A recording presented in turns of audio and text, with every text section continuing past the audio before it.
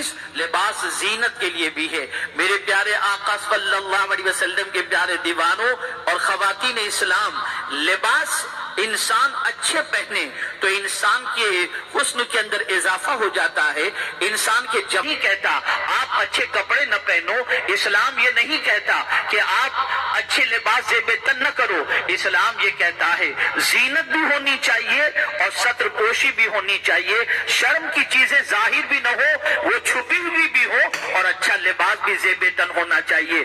آپ اسی طریقے سے رسول اعظم صلی اللہ تعالی علیہ وسلم کے دور پاک کی خواتین کی زندگی کا جائزہ لیں اور ان کے لباس کا جائزہ لیں تو وہ اپنا لباس کیسے پہنا کرتی تھی۔ اللہ اکبر، ان کے لباس کی پوزیشن یہ ہوتی، ایسا باریک لباس کبھی کسی صحابیہ نے پہنا ہی نہیں ہے جس لباس سے ان کے جسم کا کلر چھلکتا ہو، ان کے ہاتھ کی کلائی چھلکتی ہو، ان کے ہاتھ کا رنگ چھلکتا ہو، ان کے بال ظاہر ہوتے ہو، ان کے کان ظاہر ہوتے ہو، ان کا وجود کا جو خط و خال ہے وہ ظاہر ہوتا ہو، نہیں، اس لیے کہ لباس تو ستر پوشی کے لیے ہے، شرم کو چھپا شرم ہے۔ اللہ اکبر، میرے پیارے آقا صلی اللہ تعالی علیہ وسلم کے پیارے دیوانوں اور خواتین اسلام، ایک نابینا صحابیہ، ان کے لیے ان کے بیٹے کپڑا لے کر کے آتے ہیں، کپڑا تھوڑا سا موٹا تھا، باریک نہیں تھا، ماں بوڑھی تھی، ضعیفہ تھی، ماں کے لیے بیٹا کپڑے لے کر کے آتا ہے، ماں نے کپڑا نابینا ہونے کے باوجود ہاتھ میں لیا تو ہاتھ میں لینے کے بعد اپنے بچے سے کہتی ہیں بیٹے یہ کپڑا میرے لائق نہیں ہے، حضرت منذر سے کہتی ہیں بیٹا یہ کپڑا میرے لائق نہیں ہے، بیٹے نے کہا ماں یہ پتلا تو نہیں ہے، یہ باریک نہیں ہے، اسے جسم تو نہیں چھلکے گا، ماں نے کہا بیٹے کپڑا تو موٹا ہے لیکن یہ اسٹریچ والا کپڑا ہے، اس کپڑے کو پہننے سے یہ بدن سے ایسا چپک جائے گا جس کی وجہ سے بدن کے خط و خال نمایاں ہو جائیں گے، اس لیے میں ایسا لباس نہیں پہن سکتی۔ میں پوچھنا چاہتا ہوں ایک ضعیفہ عورت، ایک نابینا عورت اللہ عز و جل کے فرمان پر اس طرح سے عمل کر رہی ہے کہ ایسا موٹا کپڑا جس سے جسم کے خط و خال نمایاں طور پر ظاہر ہو وہ پہننے کے لیے تیار نہیں۔ اور آج معاشرے کا جائزہ لے لیجئے، آج خواتین کے لباس کا جائزہ لے لیجئے، العیاذ باللہ، اللہ رحم و کرم فرمائے، مرد کی نگاہیں شرم سے جھک جاتی ہیں لیکن عورت کے کپڑوں کا حال یہ ہے، کوئی دیکھا جائے تو اس طریقے سے کپڑے پہنتی ہے کہ آستین ہی غائب ہے، کوئی اس طریقے کا کپڑا پہنتی ہے کہ گلا ہی بڑا ہے، کوئی اس طریقے کے پائجامے پہنتی ہے کہ ٹکنوں سے کافی اوپر ہے، کوئی اتنا باریک پہنتی ہے کہ جسم کے اندر کے لباس ظاہر ہو جائے۔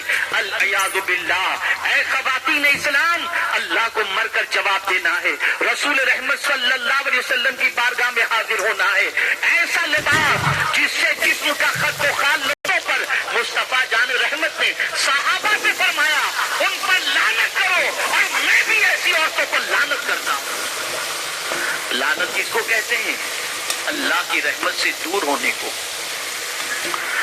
اسلام قطعی طور پر یہ نہیں کہتا کہ آپ اچھے لباس زیب تن نہ کرو، لیکن اسلام ضرور یہ کہتا ہے کہ آپ شرم کی چیزوں کو چھپاؤ، ایسے لباس قطعی طور پر نہ پہنو جن لباس کو پہننے کے بعد ننگا پن ظاہر ہو رہا ہو۔ اے خواتین اسلام، میں اگر اس پر حدیث مبارکہ پیش کروں اور اس حدیث مبارکہ کو آپ اگر دل و دماغ میں آج اتار کر کے جائیں تو میں یقین کے ساتھ کہہ سکتا ہوں کہ اس پر عمل کرنے کے بعد اللہ رب العزت جل جلالہ آپ کے دل کو سکون کی دولت سے مالا مال فرما دے گا۔ آقا کریم صلی اللہ علیہ وسلم نے ارشاد فرمایا دو لوگوں کو میں نے نہیں دیکھا، یعنی اس زمانے میں، حضور کے زمانے میں حضور نے نہیں دیکھا، لیکن سرکار فرماتے ہیں بعد میں یہ دونوں قسم کے لوگ ظاہر ہوں گے۔ ان میں سے ایک مردوں کے حوالے سے فرمایا اور ایک عورتوں کے حوالے سے فرمایا،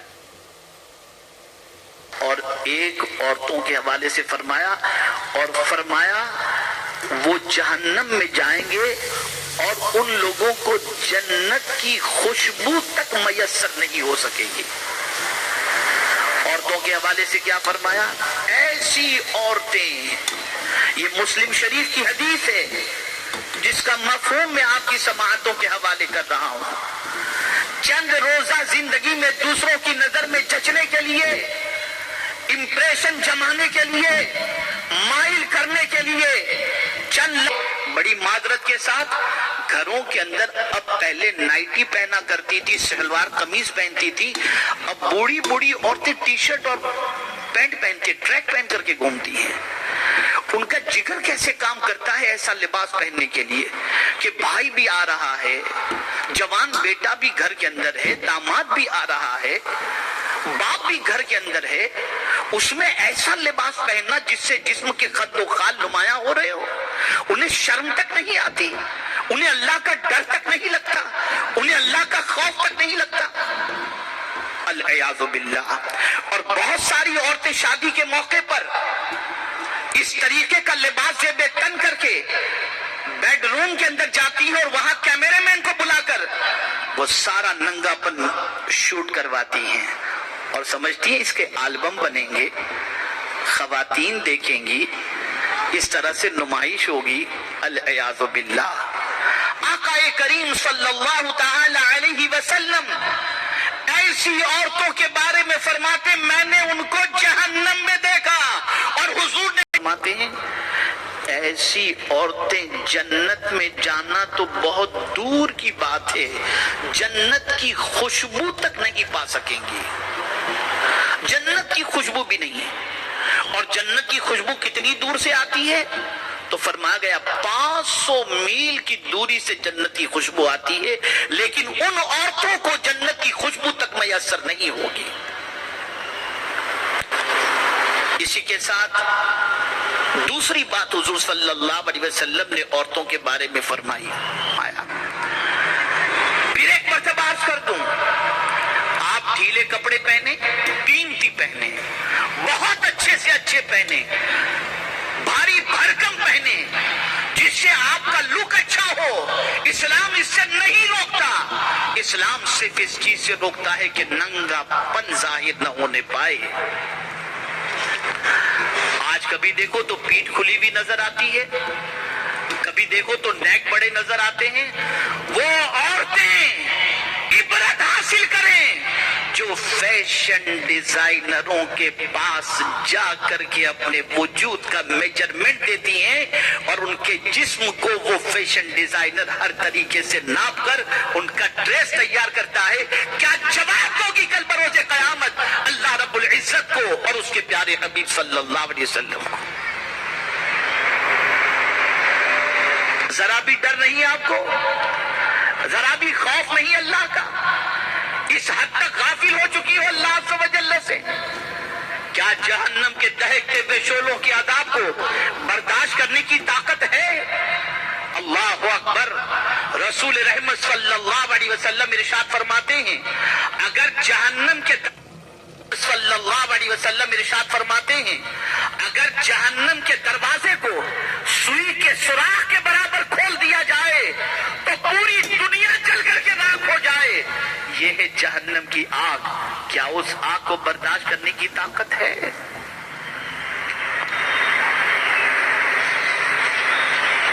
تو آج